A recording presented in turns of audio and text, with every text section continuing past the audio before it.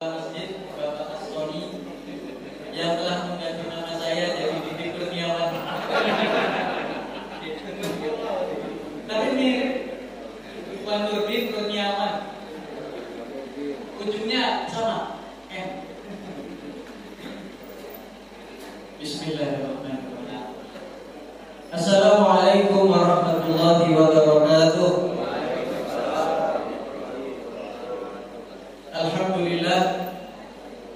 Alhamdulillahilladzi anzala as-sakinata fi qulubil mu'minin liyazdadu imanan ma'a imanihim. Asyhadu an la ilaha illallah wahdahu la syarika lah wa asyhadu anna Muhammadan abduhu wa rasuluhu alladzi la nabiyya wa la rasula ba'dah. Allahumma shalli wa sallim wa barik ala sayyidina wa habibina wa syafi'ina wa qurrati a'yunina Muhammadin sallallahu alaihi wasallam wa ala alihi wa sahbihi ajma'in. Amma ba'du. Qala Allah ta'ala fil Qur'anil 'azim, ya ayyuhalladzina amanu kutiba 'alaikumus siyam kama kutiba 'alal ladzina min qablikum la'allakum tattaqun. Wa qala aidan syahru ramadhan alladzi unzila fihi al-Qur'an hudan lin-nasi wa bayyinatin minal huda wal furqan. Wa qala nabiyyuna sallallahu alaihi wasallam, la yu'minu ahadukum hatta akuna ahabba ilaihi min waladihi wa walidihi wan nasi ajma'in. Shadaqallahul 'azim wa shadaqa rasuluhul karim. Yang saya hormati Bapak Ketua Masjid, Bapak Astoni, beserta para takmir yang lain. Alhamdulillah, di teras nampak ada keramik yang nampaknya masih basah, sehingga kita parkirnya harus di luar, ya, seperti biasa. Mungkin itu karena jamaah di sekitar Masjid Al-Qohar semakin bertambah, sehingga kita membutuhkan ruang yang cukup luas, apalagi menjelang Idul Fitri. Tentunya ruangan itu nanti akan sangat berguna. Pertama, kita bersyukur kepada Allah Subhanahu wa Ta'ala karena di separuh perjalanan Ramadan ini kita masih diberi kemampuan oleh Allah Subhanahu wa Ta'ala. Dan kemampuan ini tidak lain hanya dari Allah Subhanahu wa Ta'ala. Karena gejala-gejala lemahnya kaum muslimin ketika sudah memasuki separuh Ramadan sudah nampak, Pak Haji. Sudah nampak di masjid kita, semoga tidak ada Al-Qohar, di beberapa masjid yang ketika di awal puasa mereka full hadir di masjid, tetapi sudah memasuki separuh Ramadan sudah separuh juga mengalami kemajuan, tapi kemajuan yang tidak baik. Contohnya masjid di sekitar rumah kami itu 4 shop dulu di puasa pertama, kedua, ketiga sekitar 4 shop. Sekarang sudah 2 shop. Apakah jamaahnya pindah ke sini? Ya, kalau pindah ke sini alhamdulillah, berarti mereka itu hanya dari masjid ke masjid. Tapi kalau pindahnya ke rumah atau bahkan pindahnya mulai buka Shopee, buka Tokopedia, apa di baru-baru, itu sangat disayangkan. Alhamdulillah, kita masih diberi kemampuan oleh Allah, dan mari sama-sama kita kembali kencangkan sabuk kita, sing-singkan dengan baju. Kita akan hadapi Ramadan yang lebih berat, karena Ramadan itu persiapannya tidak cukup sehari 2 hari. Ramadan persiapannya harus lama, karena bekal yang harus kita bawa ini pun harus banyak. Ramadan tidak hanya 1 minggu, 2 minggu, tetapi Ramadan itu 29 hari atau 30 hari. Jadi ke depan kita harus lebih siap lagi. Tadi di doa kunut tadi saya sisir menitipkan doa. Ini doa datang bukan dari Nabi, tapi ini datang dari salah satu ulama. Allahumma a'inna 'ala siyam wal qiyam wa qira'atil Qur'an. Ya Allah, bantulah kami. A'inna, bantulah kami. Kalau a'inni, bantulah saya. Kan ada Robbana, ya Tuhan kami, Robbi, ya Tuhan saya.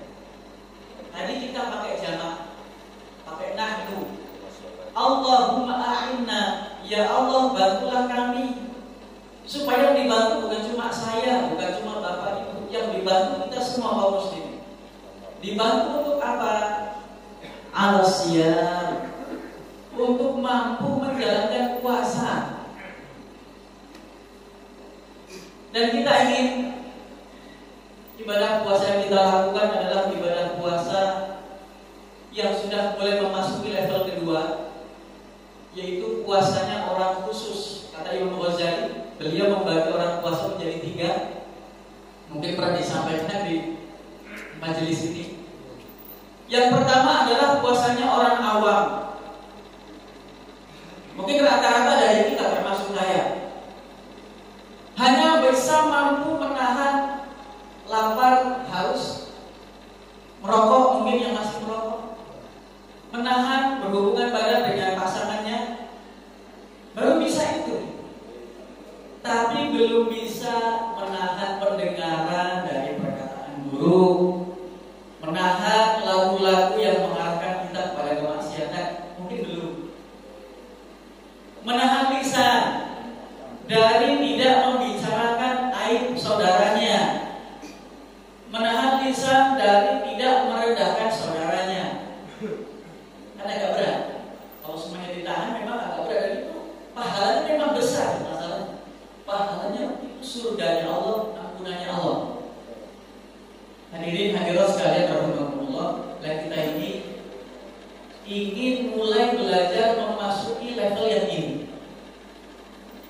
Supaya mendapatkan ampunan, kita ingin kepada Allah, minta kepada Allah untuk bisa memasuki pada taraf yang ini. Puasanya orang khusus, sudah bisa nahan lisan, sudah bisa nahan pendengaran, sudah mulai bisa menahan tangan ini, tidak mudah nyakiti orang. Nah yang ketiga ini bukan level kita, Bapak Ibu. Yang ketiga ini adalah puasanya orang khusus yang kekhususannya di atas rata-rata. Apa itu? Mereka selain mampu menahan lisan, pendengaran dan penglihatannya, mereka pun mampu menahan hatinya. Mereka tidak izinkan ada sesuatu yang masuk ke dalam hatinya selain Allah Subhanahu wa Ta'ala. Yang masuk itu hanya Allah, akhirat. Jadi nggak ada orang yang di level ketiga ini kok ngurusi Shopee, ngurusi Tokopedia, ngurusi pasar, ngurusi TikTok, nggak ada. Orang sudah masuk ke level ketiga, ini mereka yang urusannya hanya Allah. Puasa meskipun mungkin nggak diganjar oleh Allah dengan kamu puasa tapi kamu tetap sakit, bagi dia emang nggak penting. Kalau kita kan dulu, semoga kita sekarang nggak lagi. Itu saya niat puasa supaya kolesterolnya turun. Puasa supaya gula darahnya stabil, ya kan? Puasa supaya asam lambungnya tidak naik. Itu yang seperti itu, Bapak Ibu sekalian. Itu nanti dapat dengan sendirinya, insya Allah. Tapi jangan dipasang di awal ketika kita niat puasa. Sayang Pak, puasa niatnya cuma itu. Bahkan kami pernah mengatakan innamal a'malu binniyat. Sesungguhnya setiap amal perbuatan termasuk puasa itu balasannya tergantung daripada niat. Likulli imri'in ma nawa, dan orang itu akan mendapatkan sesuatu yang dia niatkan tadi. Anak kecil puasa karena dikasih iming-iming dapat sepeda baru, dapat baju baru. Dia pasang niat itu, Pak. Namanya anak kecil nggak apa-apa. Tapi kalau anak kecil kemudian dirawat, niat ini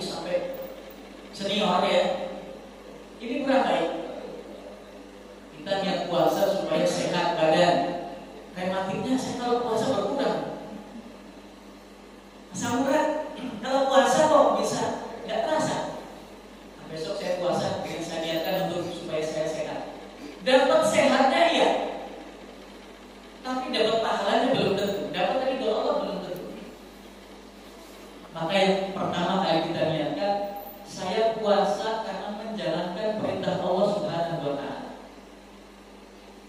Kalau kita sudah menjalankan perintah Allah, nanti Allah kasih yang lain, kasih sehat, kasih rezeki, anak nurut, cucu nurut, urusan dipermudah Allah Subhanahu wa Ta'ala. Uang sedikit tapi cukup. Maksudnya begitu. Kita niatkan kembali puasa kita, masih ada 15 hari ke depan insya Allah, supaya kita ini naik level kira-kira gitu. Kita ini naik level puasa orang khusus yang nantinya mendapatkan maghfirah dari Allah Subhanahu wa Ta'ala. Hadirin hadirat jamaah Masjid Al-Qahar yang dirahmati Allah Subhanahu wa Ta'ala, pada pagi hari ini saya akan sampaikan tentang kerinduan para sahabat terhadap Rasulullah Shallallahu Alaihi Wasallam. Suatu hari, Sayyidina Abu Bakar As-Siddiq, beliau adalah orang yang ditunjuk oleh kaum muslimin. Mereka sudah sepakat bahwasanya sepeninggal Rasulullah Shallallahu Alaihi Wasallam tidak ada manusia terbaik melebihi Sayyidina Abu Bakar As-Siddiq. Tidak ada. Meskipun seperti itu, hadirin sekalian, Sayyidina Abu Bakar As-Siddiq tidak berani kemudian mengajukan diri. Bahkan beliau mengatakan, kalau di tengah-tengah kita kaum muslimin masih ada Umar bin Khattab, maka aku lebih ridho kalau Umar bin Khattab yang menjadi khalifahnya. Karena Umar bin Khattab pernah disabdakan Nabi Shallallahu Alaihi Wasallam, seandainya ada seorang nabi setelah aku, saya tidak ada lagi, maka Allah akan menunjuk Umar bin Khattab menjadi nabi. Levelnya udah kayak nabi, Sayyidina Umar. Nabi pernah bersabda begitu, sehingga kalau di tengah-tengah kaum muslimin masih ada orang Umar bin Khattab, maka aku akan menjadi rakyatnya saja. Sayyidina Umar tidak kemudian ujub, Bapak Ibu sekalian, sudah dikatakan begitu, saya memang paling layak. Tidak begitu. Sayyidina Umar bin Khattab kemudian mengatakan, wahai Sayyidina Abu Bakar Siddiq, dulu ketika Rasul masih hidup, tidak ada di antara kami yang dipilih oleh beliau untuk menjadi imam pengganti beliau memimpin kaum muslimin, imam sholat, tetapi dirimu ditunjuk oleh Nabi Muhammad SAW untuk menjadi imam sholat bagi kami. Maka engkaulah orang yang paling layak untuk memimpin kami. Saling tunjuk. Akhirnya sepakat, dipilihlah Sayyiduna Abu Bakar As-Siddiq, ditunjuk beliau. Kemudian setelah hari pertama beliau menduduki jabatannya sebagai khalifah, ada satu program kerja yang sangat unik yang dikeluarkan oleh Sayyidina Abu Bakar. Program kerjanya adalah mengunjungi Ummu Aiman. Kita belum akan paham mengapa yang dikunjungi Ummu Aiman sebelum kita tahu siapa Ummu Aiman itu. Ummu Aiman itu nama aslinya Barokah.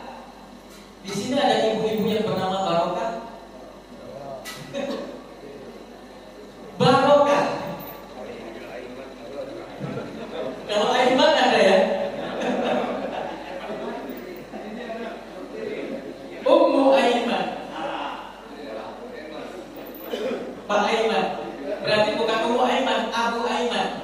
Karena bapak-bapaknya bukan tapi Ab. Ummu Aiman nama aslinya adalah Barokah.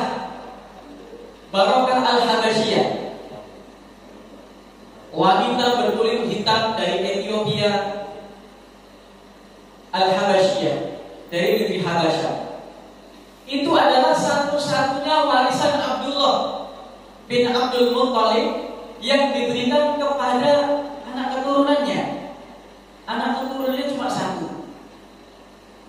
Siapa? Muhammad SAW. Itu warisan Ummu Aiman.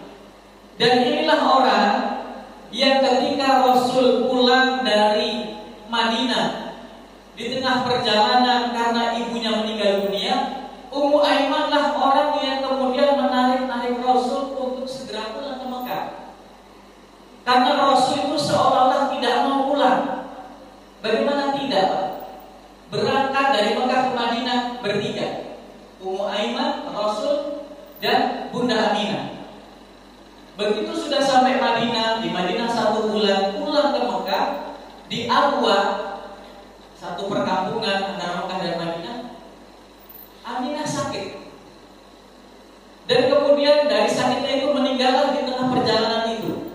Dan Rasulullah SAW usianya masih sekitar 6 tahun itu seolah-olah tidak mau pulang, menunggu makam ibunya. Maka kemudian Ummu Aiman lah menjadi orang yang memotivasi anak kecil ini. Wahai Muhammad, pulanglah. Ibu sudah meninggal, ayo pulanglah. Diantar oleh Ummu Aiman. Sehingga hadirin sekalian rahimakumullah, Ummu Aiman merupakan orang yang hampir setiap harinya selalu dikunjungi oleh Nabi Muhammad SAW. Beliau tidak pernah melewatkan satu nama ini di dalam daftar orang-orang yang beliau kunjungi. Tidak terkenal. Mungkin kalau sekarang tinggal di pelosok jauh, secara sosial tidak dihargai oleh manusia, tapi orang ini sangat dihargai oleh Nabi Muhammad SAW.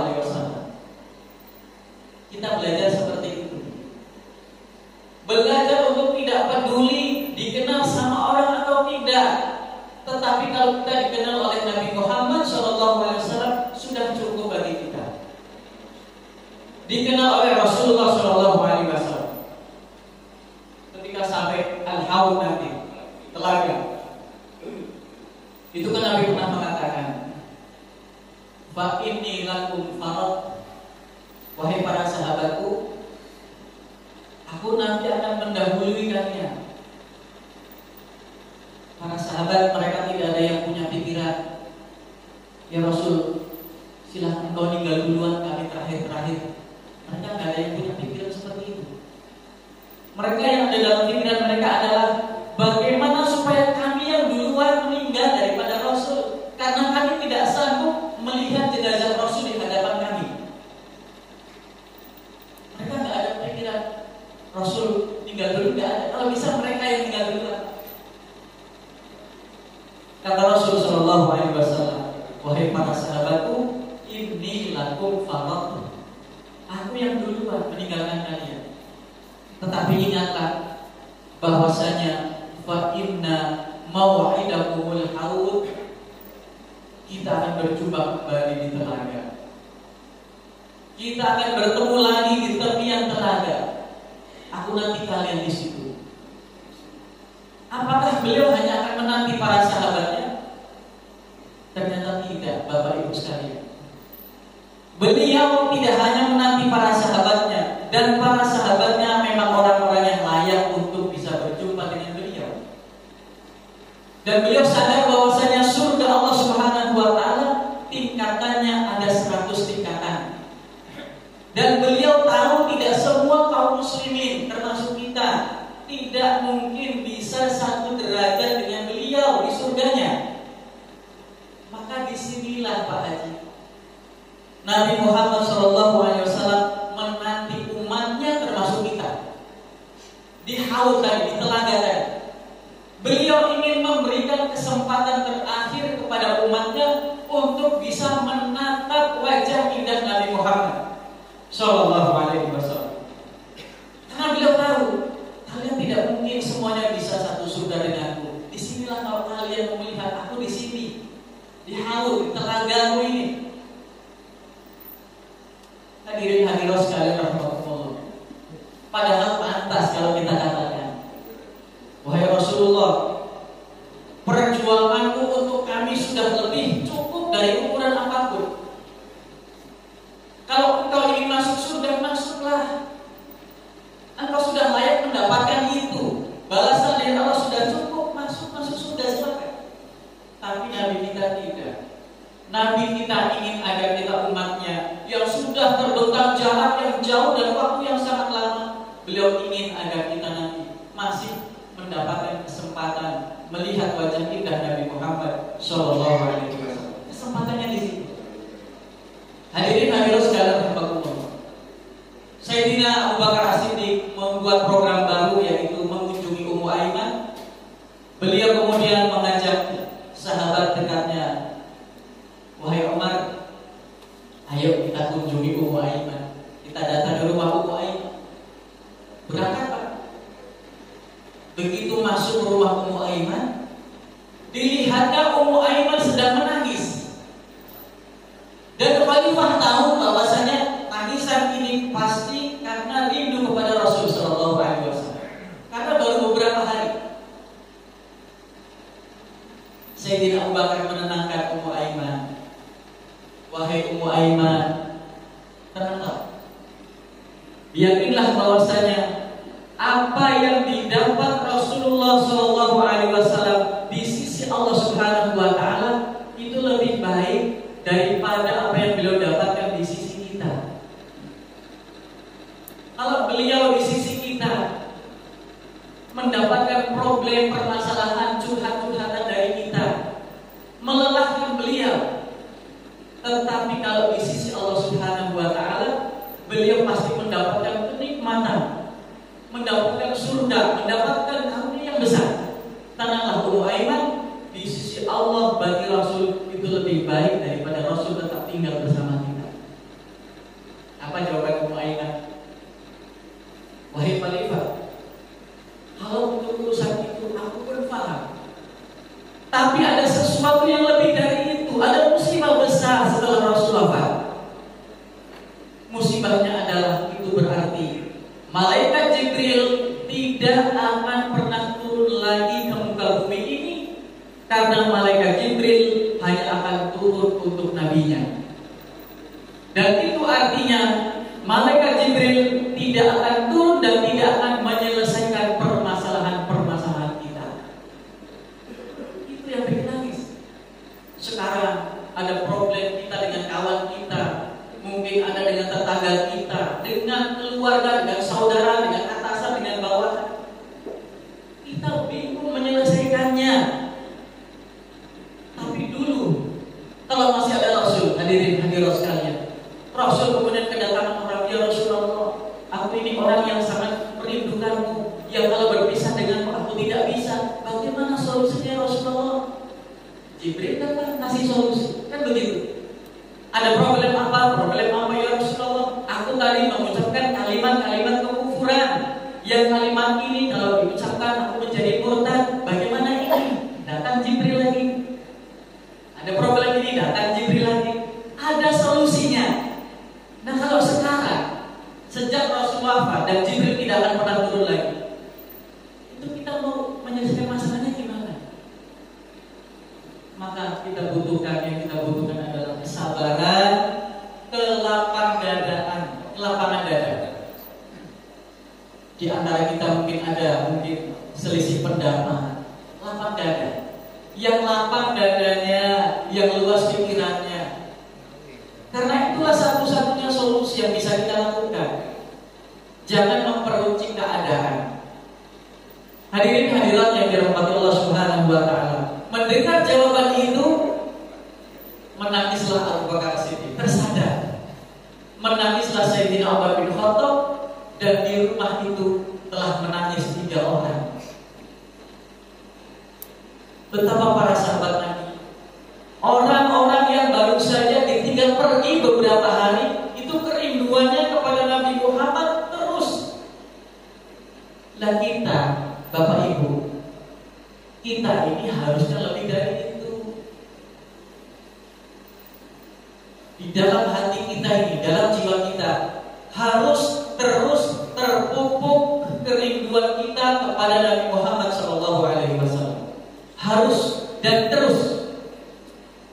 Jangan sampai padam kerinduan itu, karena merugi dan celakalah orang-orang yang merasa, yang tidak merasa dinanti oleh Nabi Muhammad SAW. Celaka dan rugi. Kita ini dinanti sama Nabi Muhammad, telaganya, di tepian telaganya. Tidak hanya para sahabat, tetapi kita dinanti oleh beliau. Maka kita tanamkan kerinduan ini, kita jaga kerinduan ini. Semoga kita nanti bisa betul-betul menatap indah wajah Nabi Muhammad SAW. Hadirin hadirat yang dimuliakan oleh Allah Subhanahu wa taala. Yang kedua, sahabat Nabi bernama Ummu Fadl. Ummu Fadl ini adalah istri daripada Sayyiduna Abbas bin Abdul Muttalib. Berarti bibinya Rasul. Ummu Fadl punya anak namanya Abdullah bin Abbas. Abdullah bin Abbas makamnya di Taif. Bapak Ibu yang pernah haji umroh, kalau ada paket ke Taif, biasanya diberitahu ada Masjid Ibnu Abbas. Disitulah ada makam beliau, Abbas bin Abdul Muttalib, Abdullah bin Abbas. Ketika itu Abdullah bin Abbas sedang membaca Al-Quran, sedang tilawah tadarus. Sampailah pada satu ayat yang kemudian oleh Ummu Fadl dihentikan. Wahai putraku, tolong kamu berhenti di ayat itu. Kemudian Abdullah bin Abbas merasa heran. Ada apa wahai ibu? Mengapa ayat ini harus aku hentikan di sini? Bagaimana kata Ummu Fadl? Ummu Fadl mengatakan, wahai Abdullah, kalau kamu terus baca ayat-ayat itu, maka ibumu tidak akan sanggup mendengarkannya kembali. Ada apa wahai ibu? Mengapa sebegitunya? Karena ayat-ayat itu, ayat-ayat yang kau baca tadi adalah ayat-ayat terakhir yang aku dengar langsung dari lisannya Nabi Muhammad Sallallahu Alaihi Wasallam. Ada kesan. Ayat itu pernah dibaca Nabi dan didengar oleh Ummu Fadl, membekas di hati dan pikirannya, sampai-sampai kalau ayat itu dibacakan kembali, teringat kembali kepada Nabi Muhammad Sallallahu Alaihi Wasallam. Dan kita ini banyak kisah tentang kesedihan, tentang kerinduan kepada Nabi Muhammad, tetapi yang tidak tergerak. Itu artinya kita perlu berlatih dan berlatih supaya hati kita ini terbuka, supaya hati kita ini bersih dan kita bisa merindukan Nabi Muhammad SAW. Ummu Fadl mengatakan, aku tidak akan sanggup lagi mendengarkan ayat-ayat itu kau baca terus, karena itu adalah ayat-ayat yang terakhir kali aku dengar dari mulutnya Rasul Sallallahu Alaihi Wasallam. Hadirin hadirat jamaah Masjid Al-Qahar yang dirahmati Allah Subhanahu Wa Taala, pagi ini memang tidak ada kopi dan teh.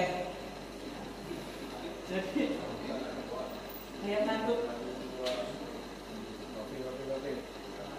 Ini kalau teriak-teriak terus lama-lama kehausan.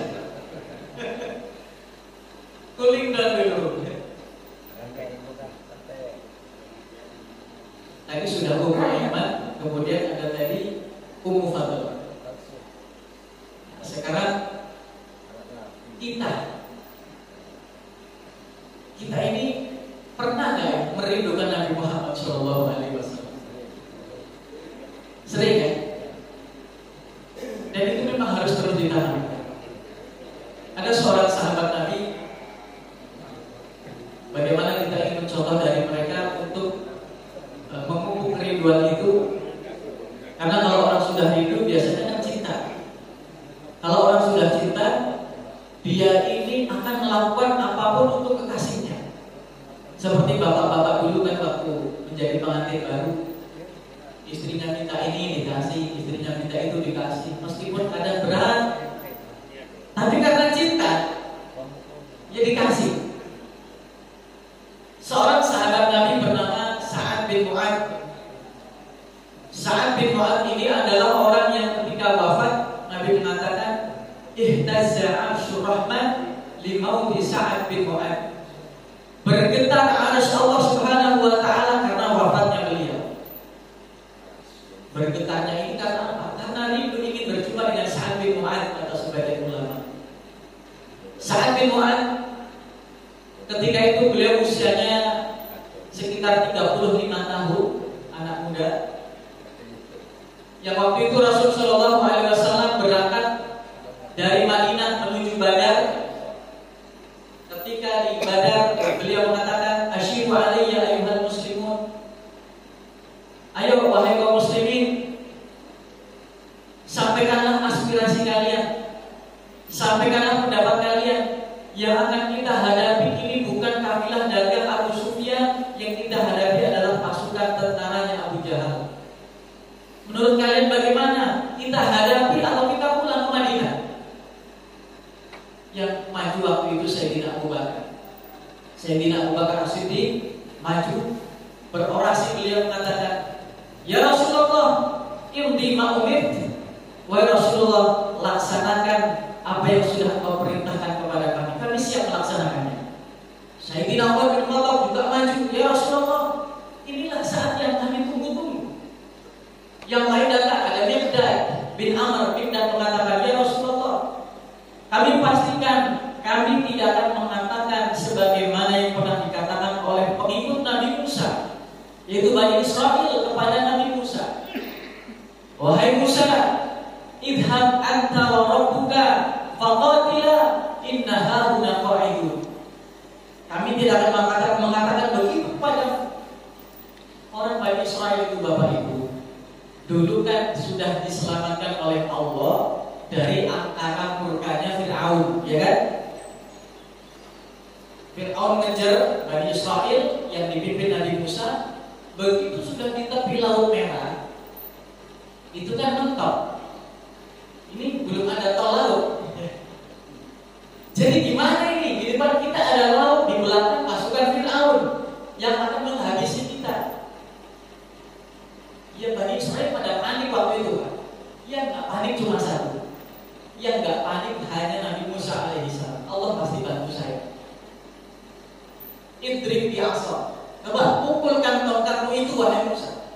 Dipukulkan tongkatnya di lautan itu, dan lautnya kan terbelah.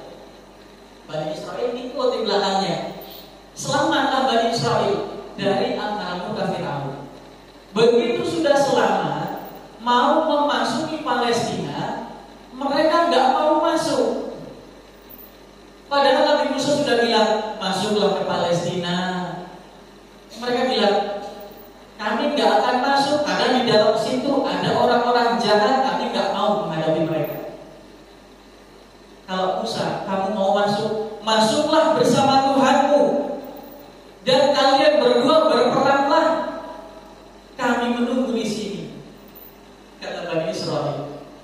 Dan Miqdad mengatakan, "Ya Rasulullah, kami tidak akan mengatakan sebagaimana yang pernah dikatakan pengikut Nabi Musa kepada nabinya. Tetapi yang akan kami katakan adalah, idhab anta wa rabbuka fa inna ma'akuma muqatilun." Pergilah engkau bersama Tuhanmu, dan kami akan ikut berperang bersama kalian.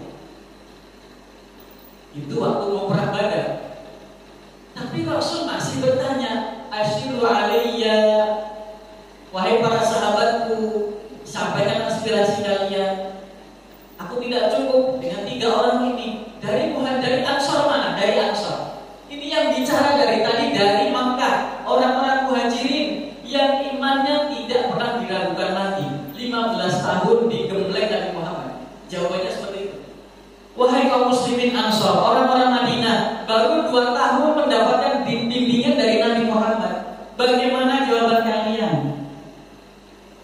Datanglah Sa'ad bin Mu'adz. "Ya Rasulullah, izinkan aku berbicara." "Ya Rasulullah, qad amanna bik wa saddaqnak."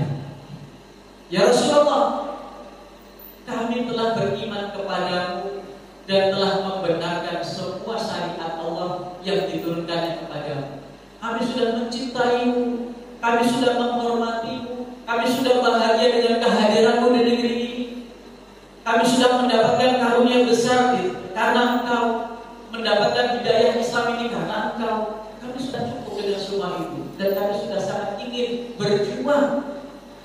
Wahai Rasulullah, ambillah dari kami sesuatu yang ingin engkau ambil, dan tinggalkan dari kami sesuatu yang akan kau tinggalkan.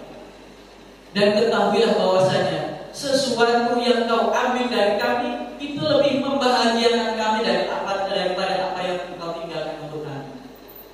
Maksudnya bagaimana? Ini memang orang Arab kalau ngomong ada begini, ambil dari kami sesuatu yang ingin kau ambil. Ini maksudnya gimana ya? Tinggalkan sesuatu dari kami, sesuatu yang ingin kau tinggalkan.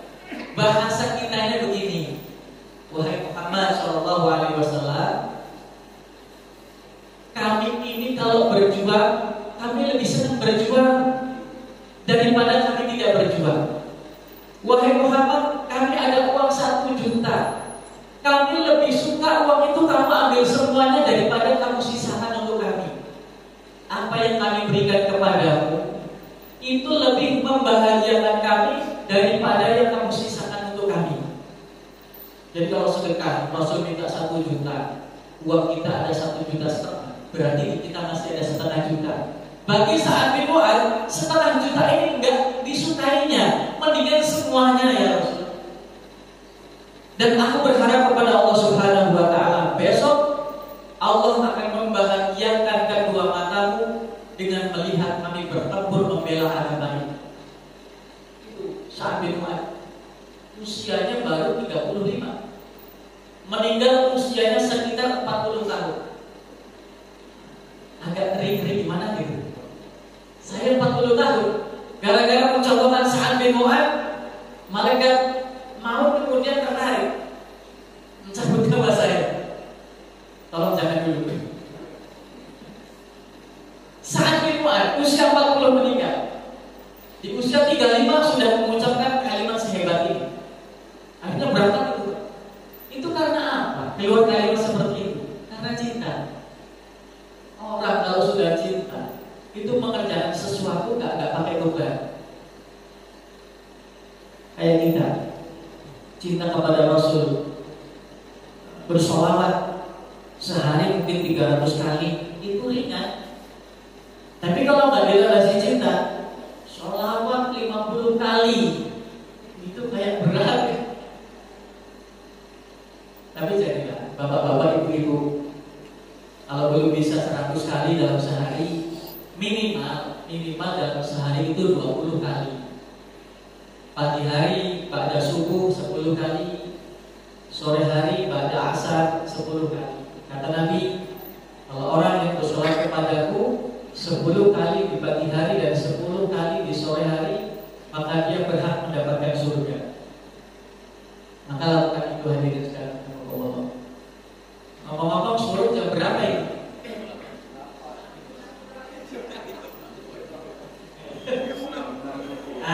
Alhamdulillah. Demikian bapak-bapak, ibu-ibu yang dirahmati Allah Subhanahu wa Ta'ala. Saya ingatkan kembali, Ramadan masih 15 hari ke depan. Kita kuatkan, jangan sampai lemah. Subhanakallahumma wa bihamdika, asyhadu an la ilaha illa anta, astaghfiruka wa atubu ilaik. Wassalamualaikum warahmatullahi wabarakatuh.